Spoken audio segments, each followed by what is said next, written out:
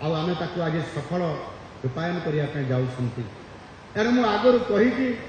जे लोकंकर सरकार आम सरकार ये कथारे नुह कामरे विश्वास करते। आमे कही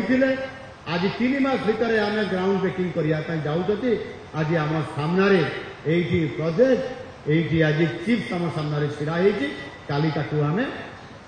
ताहार इनाग्रेशन करवा आउ किसी दिन पर ये समय आज उपनीत अच्छे। जो 2टी बाकी रहा कैबिनेट अप्रूवाल रे से अलग अलग राज्य को गोटे गोटे करके देले किंतु आमको 2टी देले 20टी कंपनी भितर से दिन आलोचना भितर रोड शो 3टी कंपनी सहित एमओयू साइन है 3टी कंपनी से दिन आलोचना भितर एवं एबे किछि दिन पूर्व एचएलसीए हाई लेवल क्लियरेंस अथॉरिटी पाखरे जार चेयरमैन अध्यक्ष मु निजे आम गोटे प्रोजेक्ट को सेठी आमे अप्रूवाल करेछि। आउ 2टी प्रोजेक्ट वर्तमान तार प्रोसेस रे अछि। ये 2टी आ ये 3टी 5टी सेमीकंडक्टर प्रोजेक्ट आम हाथ में आ ओडिशा आज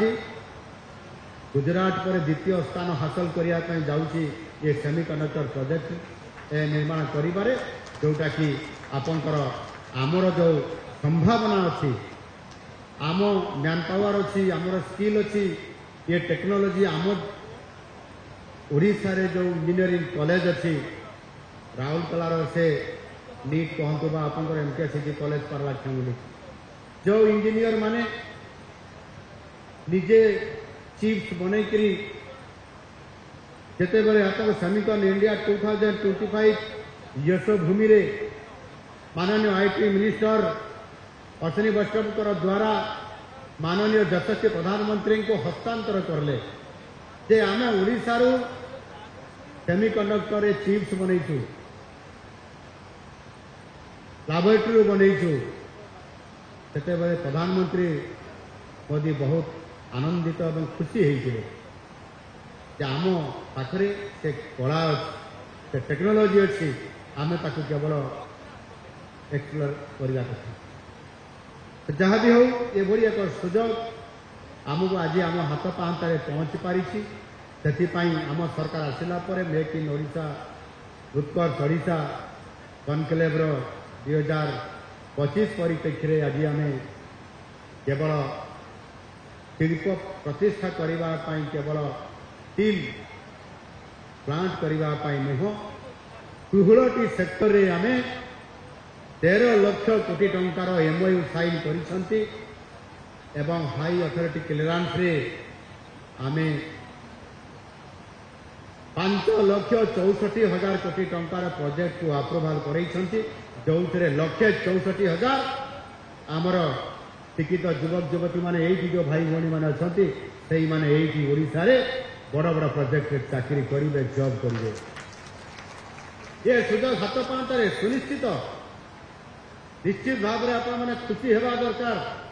आ ये सुनिश्चित आम सरकार करे आम कहूलु आज हेलानी ग्राउंड ब्रेकिंग 2 लाख कोटी टंकार हो सारी एवं से आम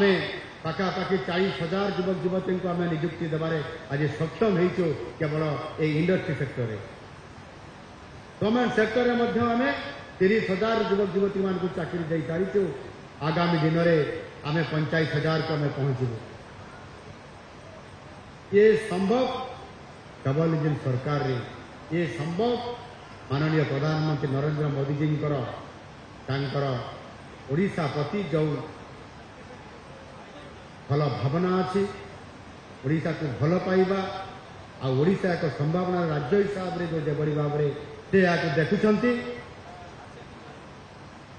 केवल विकास कर परिकल्पना कर आज आम हाथ पाहांतारे गत किछि दिन पूर्व ओडिशा आसिथिले माननीय मोदी जी झारसुगुड़ार मैदान रे जेते बेले ओडिशा को आम सरकार 7म थर पर आसिले 7 थर आसिले ओडिशा को आसिला परे से दिन जो 70,000 कोटी टंकार पैकेज घोषणा करले आप आश्चर्य हेबे 70,000 कोटी रु आम ओडिशार भाग होउची 50,000 कोटी टंका आम ओडिशा को देले 50,000 कोटी टंका से आपंकर गंजाम जिलार बाहुडा पोर्ट रो डेवलपमेंट काम करिबा पई आउ ता सहित केन्द्रापड़ार महानदी मुहाण रे सीप बिल्डिंग करिया पई जहाज निर्माण करिबा पई 25,000 कोटी टंका रे प्रोजेक्ट आम हाथ रे देले